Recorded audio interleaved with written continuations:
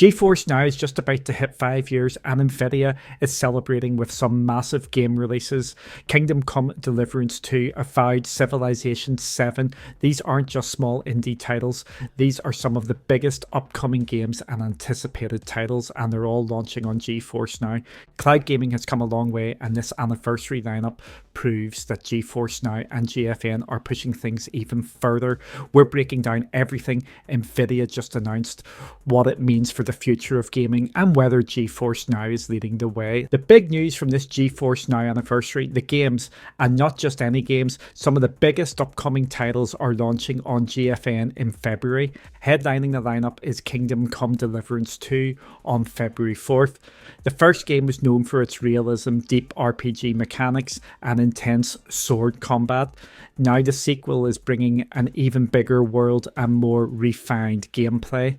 Then on February 6th, we've got Ambulance Life, a paramedic simulator, and Sworn, an action-packed roguelike. Sid Meier's Civilization 7 lands on February 11th, bringing the next evolution of the legendary strategy series straight to GeForce Now.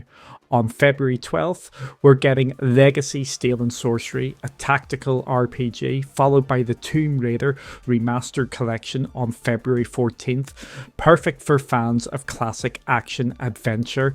Then comes the big one, Avowed on February 18th. Obsidian's next RPG is shaping up to be a mix of Skyrim and Pillars of Eternity, with first-person fantasy combat and deep storytelling. That same day, we also get Lost Records, Bloom and Rage, a narrative-driven adventure from the creators of Life is Strange. The month wraps up with even more variety, including Abiotic Factor, Humanity, Murky Divers, and several others. That's 17 games in total coming to GFN this month, covering RPGs, MMOs, strategy, survival, and more.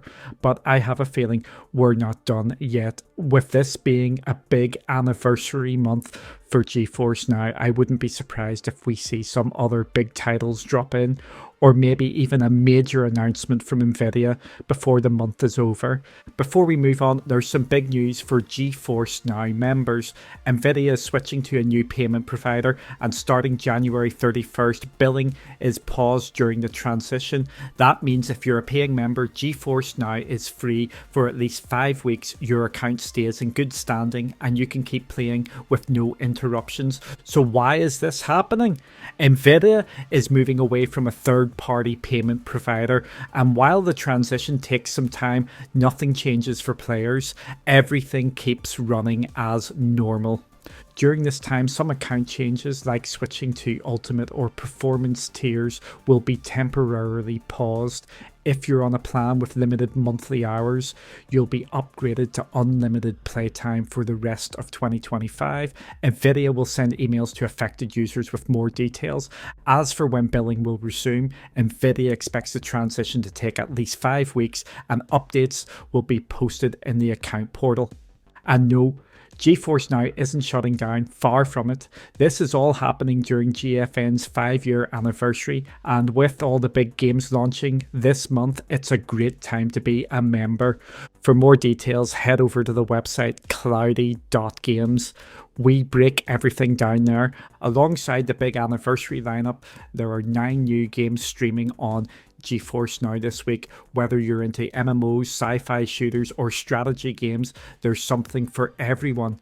First up, there's PAX DEI, a massive medieval MMO where you can build villages, craft with your clan, and explore a world filled with magic and myths. If you love open-ended RPG experiences, this one's worth checking out.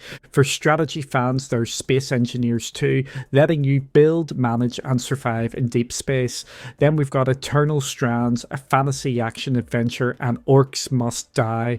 Death Trap, a mix of tower defense and hack and slash combat. Sniper Elite Resistance drops this week too, bringing another round of tactical stealth and long range combat. Meanwhile, Heart of the Machine and Citizen Sleeper 2, Starward Vector are offering deep storytelling and immersive worlds. Then there's Dead Island 2, a brutal zombie action game now streaming through Xbox Game Pass. And finally Sifu, an intense martial arts brawler that challenges challenges your reflexes and strategy. GeForce Now is 5 years in and cloud gaming has come a long way, but where does it go from here? With more AAA games launching on GFN day one, it's clear that cloud gaming is becoming a bigger part of the industry. I feel like we're approaching a crossover period where cloud gaming is no longer just an experiment. It's now accepted as a viable way to play, both as a main platform and as a supplementary option alongside traditional hardware. More people are seeing the value of playing high-end games without needing a top-tier PC, and that's only going to continue. One big move that could push this even further is the native GFN app coming to Steam Deck later this year. Handheld gaming is already massive, and being able to stream GeForce Now directly on a device like that makes cloud gaming even more accessible. As games keep getting more demanding and hardware requirements keep rising, services like GFN are going to become even more essential for players who want high-end performance without upgrading their rigs. Right now, GeForce Now is leading the way in performance with RTX 4080 tier streaming and low latency tech, but competition is heating up.